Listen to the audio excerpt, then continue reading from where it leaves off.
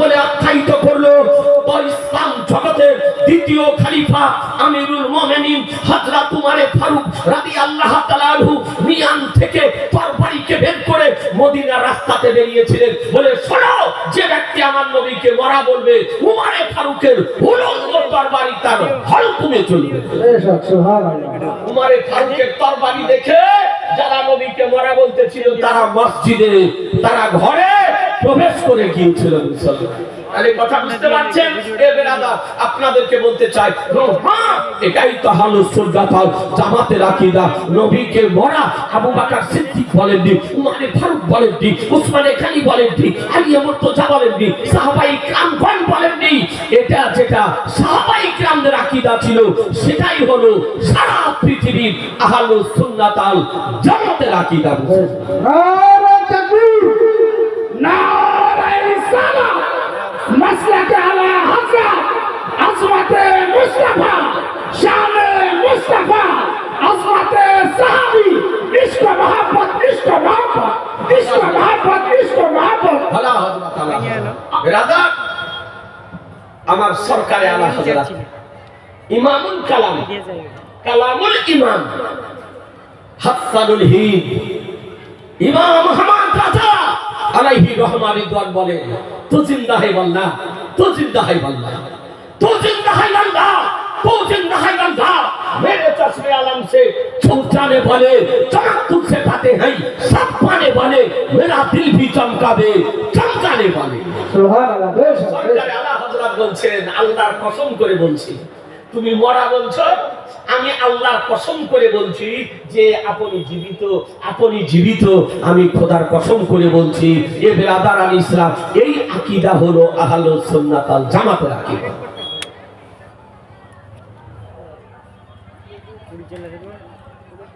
আপনি কিতাব উঠিয়ে দেখুন, 557 হিজরিতে একটি আশ্চর্য ঘটনা সংঘটিত হয়েছিল মুসলমান। একটু বলবো, কত বললাম? 557 হিজরিতে আমার নবী পাক সাহেবে লাউলাদ সাল্লাল্লাহু তাআলা আলাইহি ওয়াসাল্লামের পবিত্র দেহ মোবারককে চুরি করার মানসে দুইজন বিধর্মীকে মদিনা শরীফ প্রেরণ করা হয়েছিল। তারা বিধর্মী, নাসরানী হওয়ার পরও তারা জানতো যে নবীর দেহ নষ্ট হয়নি, অক্ষত অবস্থায় আছে। আর এই ছোট ভাইয়ের পায়জামা আর দাদর পাঞ্জাবি পরে কি বলতেছে যে নবী মরে গেছে।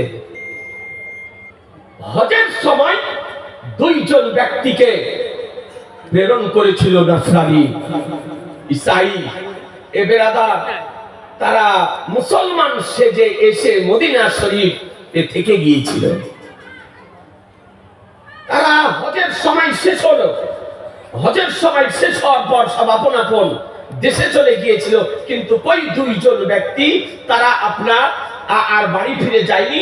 তারা আপনার মদিনা শরীফের নবী পাকের রওজা শরীফের পাশে মসজিদে নববীতেই তারা থেকে গিয়েছিল। আর তারা কি করত? তাসবিহ জপত, নামাজ পড়ত, তাহাজ্জুদ পড়ত, কারো খেত না, আর সব সময় মানুষকে দান করত। মানুষের মধ্যে এত তাদের বিশ্বস্ততার জন্ম নিয়েছিল যে এরা এত নেক ব্যক্তি, পরিষ্কার ব্যক্তি, ন্যায়পরায়ণ ব্যক্তি, ধর্মপরায়ণ ব্যক্তি, যারা কারো কাছে হাত পাতে না, কারো খাই না, কারো নেয় না, এরা মানুষকে খাওয়ায়। ভালো মনোযোগ সহকারে একটু বোঝার চেষ্টা করুন। সেই সময় 557 হিজরিতে সেই সময় বাদশা ছিলেন একজন তাহাজ্জুদ গুজার বাদশা, ন্যায়পরায়ণ বাদশা। তার নাম ছিল হযরত নুরউদ্দিন রহমাতুল্লাহ আলাইহি।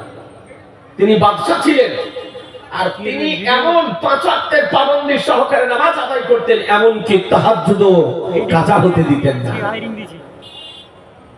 তিনি রাত্রিতে বিছানায় তাহাজ্জুদ পড়ে শুয়েছেন। আমার রাসূলুল্লাহ সাল্লাল্লাহু তাআলা আলাইহি ওয়াসাল্লাম ওই দুইজন ব্যক্তিকে হাজির করে দিয়ে বলতেছেন, নুরুদ্দিন, এই দুইজন কুকুর থেকে আমার হেফাজত করো। একবার সুবহানাল্লাহ বলেন। সুবহানাল্লাহ। বেশক। আর ওই দুইজন লোকের চোখ ছিল আপনার বিড়ালের মতন খয়রা, যেমন বিড়ালের চোখ হয় এইরকম আপনার বিড়ালের মতন আপনার চোখ ছিল, খয়রা চোখ। চালু করে দেন। তা আমার রাসূলুল্লাহ সাল্লাল্লাহু তাআলা আলাইহি সাল্লাম ওই দুইজন ব্যক্তিকে দেখাচ্ছে যে এই দুইজন ব্যক্তি হতে আমাকে হেফাজত করো। বাদশা নুরুদ্দিন ঘুম ভেঙে গেল, ওযু করলেন, কি ব্যাপার, এরকম স্বপ্ন কেন দেখলাম? আমার নবীকে দেখতেছেন। আবার তাজা ওযু করলেন, ইবাদত কিছুক্ষণ করার পর আবার ঘুমিয়েছেন, আবার একই স্বপ্ন দেখতেছেন। একই রাত্রিতে পর পর তিনবার তিনি দর্শন করতেছেন। আর নবী ওই দুইজন বিড়াল চোখাকে আপনার হাজির করে দিয়ে বলতেছেন, এই দুইজন কুকুর থেকে আমাকে হেফাজত করো। তৃতীয়বার দেখার পর ঘুম হারিয়ে গেল, আর চোখে ঘুম নাই। ফজরের নামাজের পর নুরুদ্দিন বাদশা উজিরকে ডাকলেন। উজির আপনার পরহেজগার উজির ছিলেন, তার নাম ছিল জামালউদ্দিন। তিনি বললেন যে আপনার এখানে আর অবস্থান করা যাবে না, দ্রুত আপনি মদিনা শরীফ চলুন, আমার রাসূলুল্লাহ রওজা শরীফে চলুন। রাজা রানী ইসলাম বেশ কিছু বিজ্ঞ ব্যক্তিদেরকে সঙ্গে নিয়ে এবং কিছু মালপত্র সঙ্গে নিয়ে বাদশা নুরুদ্দিন সোজা মদিনা শরীফে এসে উপস্থিত হলেন। অতিক্রম করে মদিনা শরীফ আসলেন। মদিনা শরীফে গিয়ে আমার রাসূলুল্লাহ রওজা শরীফ জিয়ারত করলেন। আমার নবী বলেন, মাগজারা কবরি ওয়াজাত লাহু শাফাআতি, যে ব্যক্তি আমার রওজা জিয়ারত করলো তার জন্য আমার সুপারিশ করা ওয়াজিব হয়ে গেল। সুবহানাল্লাহ। বেশক। উমরাতে হোক যে কোনো মুহূর্তে হোক, আপনি যদি নবীর রওজা শরীফ গিয়ে জিয়ারত যদি করেন, আল্লাহর নবী বলেছেন তার জন্য সুপারিশ করা ওয়াজিব। সুপারিশ করবেন। নবী রওজা শরীফ জিয়ারত করলেন। নবী রওজা শরীফ জিয়ারত করার পর তিনি একটু দূরে গিয়ে অবস্থান করলেন। তো বলেন যে কিভাবে এদেরকে দেখা যায়? তো জামালউদ্দিন যিনি উজির ছিলেন তিনি বললেন যে দেখুন, আপনি এলান করে দেন মদিনা শরীফে যে নুরুদ্দিন বাদশা এসেছেন, আপনারা তার সঙ্গে দেখা করার জন্য আসুন, আপনাদেরকে তিনি কিছু উপহার দেবেন, কিছু দান সামগ্রিক নিয়ে এসেছেন যাওয়ার জন্য। মদিনা শরীফ এলান করে দেওয়া হলো, ঘোষণা করে দেওয়া হলো, সব দলে দলে মানুষ আছে আর আপনার নিয়ে যায়, সব শেষ হয়ে গেল। কিন্তু ওই দুইজন যে বিড়ালের চোখ, ওই দুইজন কিন্তু আসলো না। তো নুরুদ্দিন বাদশা জিজ্ঞাসা করতেন, আর মদিনা শরীফে কেউ নাই, কোন লোক? তো বলে যে হুজুর দেখুন, আর আসতে কেউ বাকি নাই, তবে দুইজন ব্যক্তি আছে নবী রওজা শরীফের পাশে তারা থাকে। ওরা কারো কিছু নাই না, কারো খাই না, ওরাই মানুষকে সবসময় দান করে। ওই দুইজন ব্যক্তি আছে। তো বাদশা নুরুদ্দিন বলেন, ওই দুইজনকে ডাকা, আমাদের চেহারা কেমন দেখি, চেহারা কেমন দেখি। ওই দুইজনকে ডাকা হলো। যেমন সামনে গিয়েছেন নুরুদ্দিন বাদশা দেখছেন এই দুইজন ব্যক্তিকেই দেখানো হয়েছে বিড়াল চোখ। বলে তোমরা কি করো এখানে? বলে দেখুন, আমরা হজে সময় এসে আর যাইনি, আমরা এখানে নবী পাকের রওজা শরীফ জিয়ারত করি আর তাহাজ্জুদের নামাজ পড়ি, ইবাদত করি, আর আমরা সব সময় এলাকাতে যারা এরকম গরিব ব্যক্তি তাদেরকে আমরা দান সদকা করি। বলে কোথায় থাকো? বলে মসজিদে নববী, নবী রওজা শরীফের পাশে। বলে চলো দেখি তোমাদের জায়গাটা দেখি। নুরুদ্দিন বাদশা চলে আসলেন। বলে কোথায় থাকো? বলে এই জায়গাতে। বিছানাটা উঠালেন, তো দেখছেন একটা চাটাই বিছা আছে। চাটাইকে উঠালেন, তো দেখছেন একটা তক্তা বিছানো আছে, তক্তাকে উঠালেন, তো দেখছে তার ভিতর দিয়ে একটা সুড়ঙ্গ পথ গিয়েছে। সুড়ঙ্গ পথ তৈরি করেছে। এরা কি করে? আপনার লোক দেখানো, নামাজ পড়ে লোক দেখানো, তাহাজ্জুদ পড়ে লোক দেখানো, দাড়ি রেখেছে লোক দেখানো, পাঞ্জাবি পরে লোক দেখানো, টুপি পরে লোক দেখানো, তসবিহ জপে, আর নির্জন রাত্রিকালে ওই সুড়ঙ্গ পথ তৈরি করে মাটি খনন করে রাত্রিতে জান্নাতুল বাকিতে সেই মাটি আপনার ফেলিয়ে আছে যে আমার রাসূলুল্লাহর ভিতরে গিয়ে রওজাতে গিয়ে পবিত্র লাশ মোবারককে নিয়ে যাবে। কথা বুঝছেন? জি, এর ছিল তাদের কাজ। এগুলি সব কি? লোক দেখানো। লোক দেখানো ছিল, লোকে যেন তাকে ধর্মপরায়ণ মনে করে। এ বেরাদার দেখছে সুড়ঙ্গ পথ, আপনার কেতাবে বর্ণিত হয়েছে, আর একদিন যদি খনন করতে পারত তাহলে আমার রাসূলুল্লাহ পবিত্র দেহ মোবারক পর্যন্ত পৌঁছে যেত। কিন্তু যেদিন এদের শেষ দিন ছিল সেই দিনই আপনার কঠিন ভূমিকম্প হলো, সাইক্লোন হলো, এবার আবার ঝড় বৃষ্টি হলো, আর তার কারণে আপনার মাটি খনন করতে পারেনি। আর মাটি খনন করে ওই মশকে করে আপনার জান্নাতুল বাকি যে কবরস্থান সেখানে ফেলতে যেত, কিন্তু সেখানে যেতে পারেনি। আর একদিন সময় পেলে পৌঁছে যেত। এবার আবার সঙ্গে সঙ্গে নুরুদ্দিন বাদশাহ কাছে তার গোপন রহস্য প্রকাশিত হলো। আজকে এই নুরুদ্দিন বাদশার নেতৃত্বে ওই দুইজন ব্যক্তিকে আপনার দিবালোকে হত্যা করে দেওয়া হয়েছিল। হত্যা করে দেওয়া হয়েছিল। এ বেরাদার ইসলাম বলার উদ্দেশ্য যে একটা বিধর্মী হওয়ার পর, কাফির হওয়ার পর, নাসরানি হওয়ার পর তাদেরও বিশ্বাস ছিল যে নবীর দেহ নষ্ট হয়নি, গলে যায়নি, আপনার বিলীন হয়ে যায়নি, অক্ষত অবস্থায় রওজা শরীফে আছে। সুবহানাল্লাহ। সেই নুরুদ্দিন বাদশাহ সেই সময়তে লক্ষ লক্ষ টাকা খরচ করে নবীর রওজা শরীফের চারিপাশ দিয়ে গভীর করে ভিত কাটার পর কয়েকটা আপনার ধাতুকে গলিয়ে, সীসাকে গলিয়ে আপনার ঘেরাও করে দিয়েছিলেন যে আপনার কোন ব্যক্তি জানো এই প্রাচীর ভেদ করে আমার রাসূলুল্লাহ রওজা শরীফের নিকটে যেন যেতে না পারে।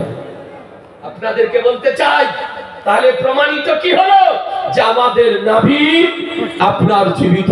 এ বেরাদার আল ইসলাম কোরআন বলল, মাতা কুবর রাসূল ফাখুজুহু ওয়া মান হাকুমুন ফান্তাহু, রাসূল যা প্রদান করেন তা গ্রহণ করে নাও, তিনি যা বারণ করেন তা থেকে বিরত থাকো।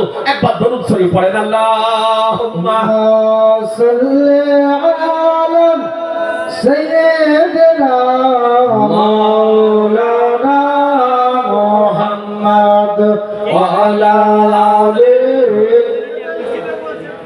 মাওলানা মুহাম্মদ সাল্লাল্লাহু আলা মুহাম্মাদিন সাল্লাল্লাহু মুহাম্মদ हरदम ज़बान से निकालो पाक नबी मोहम्मद, हरदम ज़बान से निकालो शफीआना मोहम्मद সাল্লাল্লাহু তাআলা আলাইহি ওয়াসাল্লাম। তাহলে আপনি একটা আকীদা বুঝতে পারলেন। ব্রাদার আল ইসলাম আমাকে একজন ভাই অনুরোধ করেছেন যে হুজুর ওয়াজের মধ্যে অবশ্যই বলবেন যে আল্লাহর ওলিদের মাজার শরীফ জিয়ারত কেমন করে করব, মাজার জিয়ারত কেমন করে করব, আর মাজারে কি করা যাবে আর কি করা যাবে না। জি, নাদ গজাল আজও শুনতে পাবেন আর আগামী কালও শুনতে পাবেন ইনশাআল্লাহ। জি, নাদ শরীফ গজাল জাম ভরে যাবে ইনশাআল্লাহ। তার দু চারটা মশলা শুনেলেন, রাজি আছেন? এ বলছে কাজে জি। এ বেরাদার আল ইসলাম যে আমরা আল্লাহর ওলিদের মাজার শরীফ জিয়ারতে যাই, যান না? জিয়ারত করেন না করেন না? একটু কথা বলতে হবে, আপনারা কিছু বলবেন আমি কিছু বলবো। আমরা পাথর চাপড়ি যাই মাজার শরীফ জিয়ারত করতে, আজমির শরীফ যাই মাজার শরীফ জিয়ারত করতে, ওরাহার খানকা শরীফে যায় আল্লাহর ওলির মাজার শরীফ জিয়ারত করতে, পাকা দরগা হযরত শাহ আব্দুল করিম রাহমাতুল্লাহর মাজার শরীফ জিয়ারত করতে। আমরা জিয়ারতে যাই না? জি। জি, তো বলছে যে আমরাকে বলছে মাজার পূজারি, বলছে যে আমরা বলে মাজার পূজা করি। আচ্ছা বলেন, আমরা মাজার পূজা করি না মাজার জিয়ারত করি? মাজার জিয়ারত করি। কথা বলবেন না? কেউ মাজার পূজা করেন? অথচ আমাদেরকে আপনার একটা ভুড়ি মুটা মাস্টার খেজুরের রস চুরি করে খাওয়া, মাছ চুরি করে খাওয়া, ডাল চুরি করে খাওয়া, তার কাজ ছিল লেখাপড়ার জামানায় লেখাপড়া করেনি, একবারে কটকটে মুন্সি। এই দিকে বীরভূমের দিকে আপনার বর্ধমানের দিকে বাড়ি। তো বলছে যে আমি আর 15 বছর যদি বেঁচে থাকি তো পশ্চিমবঙ্গে একটিও মাজার রাখবো না, সব ধ্বংস করে দিব, সব ধ্বংস করে দিব। বলছে শিরক হয়। জি, আর মানুষেরা মজা নিছে। তাই আমি বলেছি যে বাতাস ফিরাতে হবে না, ওরাহাম আসতে হবে না। বর্ধমানের পাশে হচ্ছে পাথর চাপড়ি, নাকি বলছেন? এই পাথর চাপড়ি গিয়েছেন না? তো পাথর চাপড়ি মাজার ভাঙা দূরের কথা, একবার এসে পাথর চাপড়ির প্রাচীরের একখানা ইট খুলে দেখিয়ে দাও, তোমার পাঁজরের বাঁকা বাতা যদি ঠিক থাকে। নাকি বলছে? জি জি, হ্যাঁ, একখানা মাজার ধ্বংস করা দূরের কথা, দাতা মাহবুব শাহ রহমাতুল্লাহ আলাইহি প্রাচীরের একখানা ইটকে তুমি খুলে দেখিয়ে দাও, তোমার ভুঁড়ির যদি চর্বি যদি আখ পিড়ানো, আখের রস পিড়ানোর মতন করে যদি নাবিল করে দেয়। হ্যাঁ? বলতেছে যে একটা মাজার রাখবেন, ওর বাপ আপনার 40 বছর থেকে দেখছে। তাহলে যে এটা ইন্ডিয়া, এটা পশ্চিমবঙ্গ, এটা বাংলাদেশ নয়, এটা বাংলাদেশ নয়। বলছে মাজার ধ্বংস করে দেব। আমাদেরকে বলছে এরা মাজার পূজা, বলছে এরা কবর পূজা করে। কবর পূজা কেউ যদি না করে, আর ওকে কবর পূজারি যদি বলা যায়, মাজার পূজারি যদি বলা যায়, তাহলে কি হবে মশলা? যে মাজার পূজা করে ও হলো মুশরিক, যে কবর পূজা করে সে হলো মুশরিক। তাহলে একজন ব্যক্তি মুশরিক নয়, আর তার পক্ষে তাকে মুশরিক বলা মানে সে যদি মুশরিক না হয় তো সে নিজে আপনার কাফির হয়ে যাবে। নিজে কি হবে? কাফির হয়ে যাবে। তো আমরা কবর পূজা করি না, আমরা মাজার পূজা করি না, আমরা মাজার জিয়ারত করি। অথচ প্রকাশ্য বক্তৃতাতে বলতেছে যে মাজার পূজারি, মাজার পূজারি, কবর পূজারি। এ বেরাদার ইসলাম, আপনাদেরকে বলি পূজা আলাদা আর জিয়ারত আলাদা। মাজার জিয়ারত আলাদা আর পূজা আলাদা। জিয়ারত করা পূজা নয়, আর পূজা করা জিয়ারত। জিয়ারত করা যাবে কিনা দেখুন আল্লাহর নবী কি বলেন, আপনাকে হাদিস শরীফ শোনায়। এ ব্রাদার ইসলাম, হাদিসটি মুসলিম শরীফ প্রথম খণ্ড 314 পৃষ্ঠা, ভারতীয় প্রিন্ট। মিশকাত শরীফ ভারতের প্রিন্ট 154 পৃষ্ঠা। হাদিস শরীফ বর্ণিত হয়েছে, ভালো করে শুনেন। আন বুরাইদাতা ক্বালা ক্বালা রাসূলুল্লাহ সাল্লাল্লাহু তাআলা আলাইহি ওয়া সাল্লাম নাহাইতুকুম আন জিয়ারাতিল কুবুরি ফাজুরুহা। একবার সুবহানাল্লাহ বলেন। সুবহানাল্লাহ। জি, এই রকমই হাদিস ইবনে মাজাহ শরীফ প্রথম খণ্ড 112 পৃষ্ঠা, ভারতীয় প্রিন্ট বর্ণিত হয়েছে। আর মিশকাত শরীফে আপনার 154 পৃষ্ঠায় বর্ণিত হয়েছে। ব্রাদার আল ইসলাম, আমার নবী পাক সাহিবুল আওলাদ সাল্লাল্লাহু তাআলা আলাইহি সাল্লামের হাদিস শরীফ বর্ণনা দিচ্ছেন। হযরত বুরাইদা রাদিয়াল্লাহু তাআলা বর্ণিত, তিনি বলেন যে আমার রাসূলুল্লাহ সাল্লাল্লাহু তাআলা আলাইহি সাল্লাম বলেন যে আমি তোমাদেরকে কবর জিয়ারত করতে বারণ করেছিলাম, এখন তোমাদেরকে অনুমতি দিতেছি, তোমরা কবর জিয়ারত করো। সুবহানাল্লাহ, বেশা সুবহানাল্লাহ, কবর জিয়ারত করো।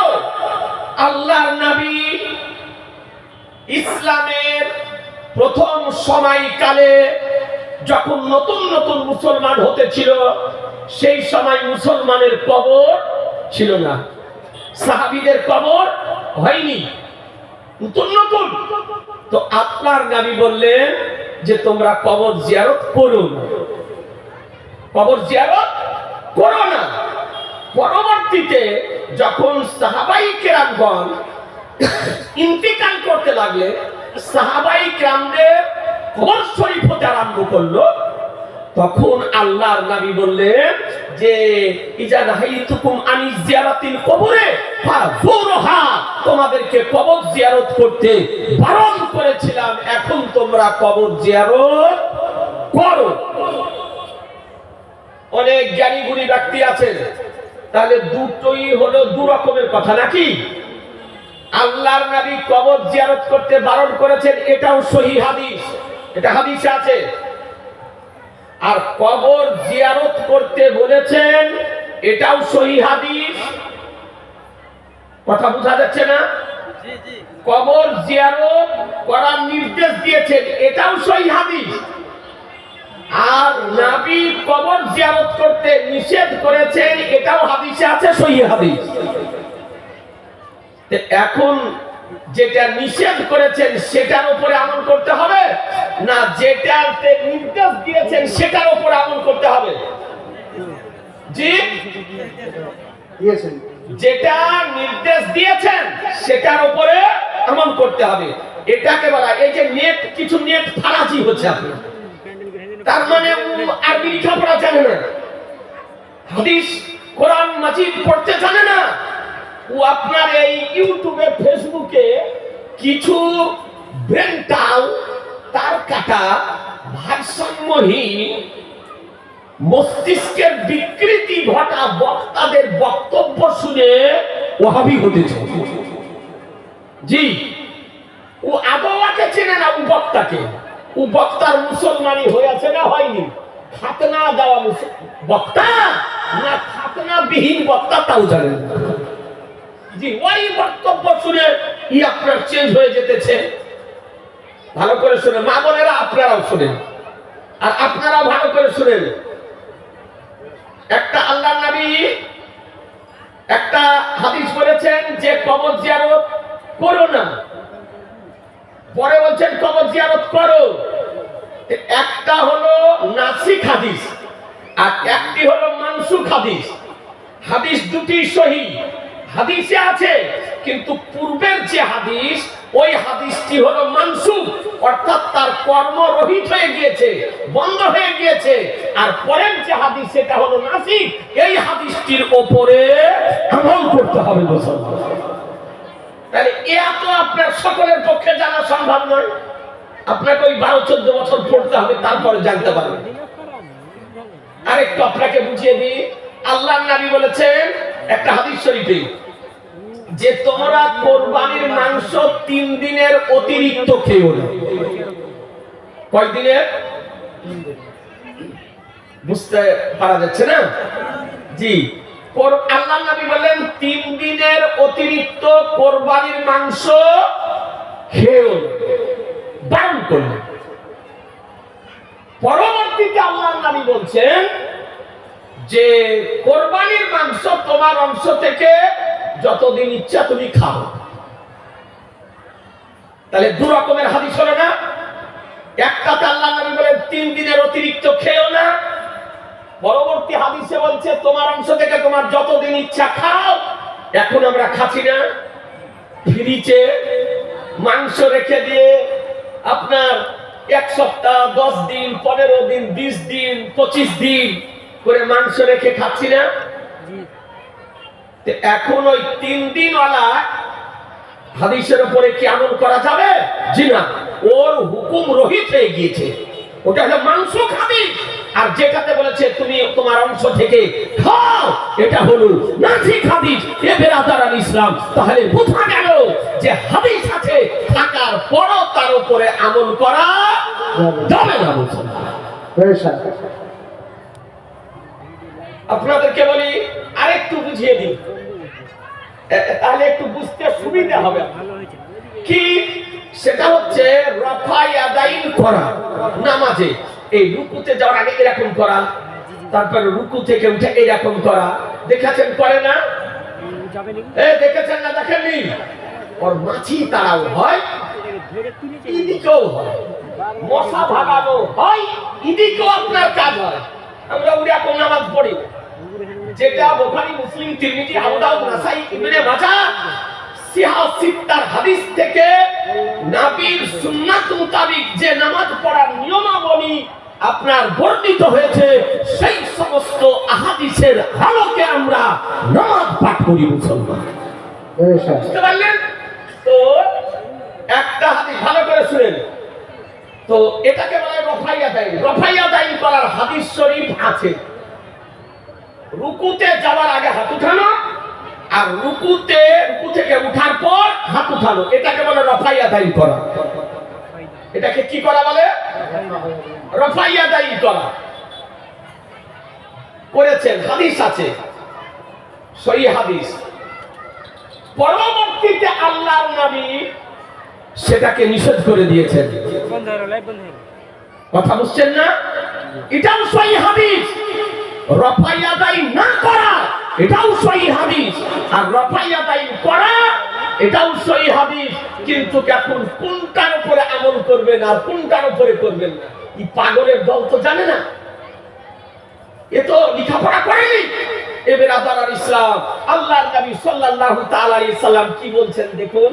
আপনাকে একটা হাদিস শরীফ আপনার দেখিয়ে দিই, তাহলে একটু বুঝতে আপনাদের সুবিধা হবে যে আমার নবী পাক সাহেবে লাউলাদ সাল্লাল্লাহু তাআলা আলাইহি ওয়াসাল্লাম এই সম্পর্কে কি বলতেছেন। একটা হাদিস দেখুন। عن جابر بن سمرة قال خرج علينا رسول الله صلى الله عليه وسلم فقال ما لي أراكم رفعي أيديكم كأنها أذناب خيل شمس اسكنوا في الصلاة। সুবহানাল্লাহ বলেন, সুবহানাল্লাহ। হাদিসটি কোথায় আছে? Muslim Sharif, Lebanon বাইরুতের page number 216, হাদিস নাম্বার 968। মুসলিম শরীফ ভারতের প্রিন্ট, প্রথম খণ্ড, 181 পৃষ্ঠা। হাদিস আল্লাহর নবী হাদিস শরীফ বর্ণনা দিতেছেন। জাবির ইবনে সামুরা রাদিয়াল্লাহু তাআলা হতে তিনি বলেন যে আমরা রাসূলুল্লাহ সাল্লাল্লাহু আলাইহি সাল্লামের সঙ্গে বের হলাম। আর আমার নবী বলেন যে কি ব্যাপার, আমি তোমাদেরকে দুই হাত উঠিয়ে দেখছি, দুই হাত উঠিয়ে দেখছি নামাজের মধ্যে। তার মানে রুকুতে যাওয়ার আগে, রুকু থেকে উঠার পরে এরকম করে হাত উঠা। তো আমার নবী বলেন কি ব্যাপার, তোমাদেরকে এরকম করে হাত উঠিয়ে দেখতেছি?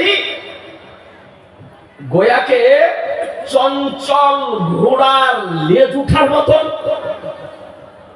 দুষ্টু ঘোড়ার লেজ উঠার মতন, অর্থাৎ দুষ্টু ঘোড়া যেমন লেজকে উঠিয়ে রাখে ওই রকম হাতকে উঠিয়েছ। তোমরা নামাজে সুকুন ইখতিয়ার করো। এ বেরাদার ইসলাম, এই হাদিসটি হলো নাসিখ হাদিস। এই হাদিস দ্বারা পূর্বের হাদিসের আমল রহিত হয়ে গিয়েছে, ওই হাদিসকে বলে মানসুখ হাদিস। আর রফাই আদাইন না করার হাদিসকে বলে নাসিখ হাদিস। মুসলমান, সুবহানাল্লাহ। বেশক এটা হলো আগের হাদিস, এটা হলো পরের হাদিস। তাহলে আমল করতে হবে পরের হাদিসের উপরে। এ বেরাদার, আল্লাহর নবী বললেন কবর জিয়ারত করো না, পরে বলতেছেন কবর জিয়ারত করো। এখন প্রশ্ন যে আমরা কবর জিয়ারত করি, কবর জিয়ারত করেন না? রমজান মাসে কবর জিয়ারত করলেন না? শবে বরাতে কবর জিয়ারত করেন না? শুক্রবারে কবর জিয়ারত করেন না? আমরা কবর জিয়ারত করি এবং আল্লাহর ওলিদের মাজার শরীফ ও জিয়ারতে যাই। এখন প্রশ্ন যে আল্লাহর নবী কি বলেছেন? জি, সলেহীন ব্যক্তিদের কবর, ওলিদের কবর জিয়ারত করো না, বলেছেন নাকি? না, বলেন। আল্লাহ নবী বলছেন মুসলমানের কবর জিয়ারত করো। কার কবর? এই জোরে বলেন না একটু। মুসলমানের কবর জিয়ারত করো। তাহলে মুসলমান যদি হয় তার কবর জিয়ারত করতে যাওয়া যাবে। তাহলে বুঝা কি গেল? কারো জন্য আল্লাহ তাকসিস করেননি, নির্দিষ্ট করেননি তোমরা কবর জিয়ারত করো থেকে বোঝা গেল পিতার কবর জিয়ারত করো, মায়ের কবর জিয়ারত করো, দাদার কবর জিয়ারত করো, দাদির কবর জিয়ারত করো, নানার কবর জিয়ারত করো, নানির কবর জিয়ারত করো, ইমামের কবর জিয়ারত করো, মৌলবীর কবর জিয়ারত করো, মুফতির কবর জিয়ারত করো, মুহাদ্দিসের কবর জিয়ারত করো, মুফাসসিরের কবর জিয়ারত করো, ওলির কবর জিয়ারত করো, পীরের কবর জিয়ারত করো, গাউসের কবর জিয়ারত করো, রাজার কবর জিয়ারত করো, খাজার কবর জিয়ারত করো। এক কথায় মুসলমানের কবর জিয়ারত করো। কোনো মা এইরকম সন্তানের জন্ম দিতে পারেনি যে কোন আল্লাহর ওলির মাজার জিয়ারত করা শরীয়তের আলোকে আপনার নাজাইজ প্রমাণ করতে পারে। মাজার জিয়ারত করুন, আপনি কবর জিয়ারত করুন, এ বেরাদারান ইসলাম। তবে আল্লাহর ওলিদের কবর জিয়ারত কেমন করে করবেন বলবো? হ্যাঁ, এটা তো আম কবরস্থান। আপনি কবরের সাইডে দাঁড়িয়ে গেলেন, কবর জিয়ারত করছেন। মশলা হলো পিতার কবর যদি ভিতরে থাকে আর কোন কবরকে লাফিয়ে যদি যেতে হয় তো পিতার কবরের নিকটে না গিয়ে বাহির থেকেই জিয়ারত করবে। কারণ কবরের উপর দিয়ে রাস্তা বের করা যায় না, কবরকে লাফালাফি করা চলে না, কবরের উপরে গরু ছাগল চড়া চলে না, কবরের উপরে পায়খানা বাথরুম করা যায় না, কবরের উপরে বাড়ি ঘর করা যায় না, কবরের উপরে কবরের ইবাদত করা আপনাদের আমাদের এটা ধর্মীয় দায়িত্ব। মুসলমান মনে থাকবে না? জি, অনেক কবরস্থানে দেখছি ছাগল গরু চলছে। আল্লাহর নবী বলেছেন মৃত ব্যক্তি জীবিত ব্যক্তি যাতে কষ্ট পায় মৃত ব্যক্তিও তাতেই কষ্ট পায়। তো আল্লাহর ওলিদের কবর জিয়ারত কেমন করে করবেন বলে দিই। একটা ভাই 1000 টাকা দেন না দেখি, একটা ভাই 1000 টাকা এই জালসার ব্যবস্থা করেছে। আলহামদুলিল্লাহ, আপনার পিতা এই বাতাসপুরের কবরস্থানে বা অন্য কোন কবরস্থানে আছে, 1000 টাকা, বেশি বলি না, মাত্র 1000 টাকা। একটা ভাই যদি পারেন তো দিয়ে দেন, দিয়ে আপনি শুনে নেন। ব্রাদার ইসলাম, বেশি বলিনি, মাত্র 1000 টাকা। এরকম প্যান্ডেল ঈদের পর দিন থেকে জালসা করছে আপনার হুগলি, মালদহ, মুর্শিদাবাদ, এরকম প্যান্ডেল একটাও দেখতে পেলাম না। তার মানে বৃষ্টি যদি হয় আগেই সতর্কতা অবলম্বন করে প্যান্ডেল করেছে যে বৃষ্টি হলেও যেন বাতাস পীরের অরুষ শরীর ভ্যানিশ না হয়ে যায়। নাকি বলছেন? আমার সরকারে আলা হযরত ইমাম ইশক মোহাব্বত ইমাম আহমদ রাজা আলাইহি রহমান রিদওয়ান, তিনি তার আপনার ফিকহি এনসাইক্লোপিডিয়া আলা তাইয়ান বিজ্ঞা ফি ফাতা রাজা বিজ্ঞা 12 খণ্ডে বিভক্ত সেই কিতাবের 4র্থ খণ্ডের মধ্যে তিনি মসলা লিখতেছেন যে কোন আল্লাহর ওলির মাজার শরীফ যদি যাও তো ওযু করে উত্তম হচ্ছে বাড়িতে 2 রাকাত নামাজ পড়ে বের হওয়া, 2 রাকাত নামাজ পড়ে নফল নামাজ পড়ে বের হওয়া। আল্লাহর ওলির মাজারে যাও, সুবহানাল্লাহ,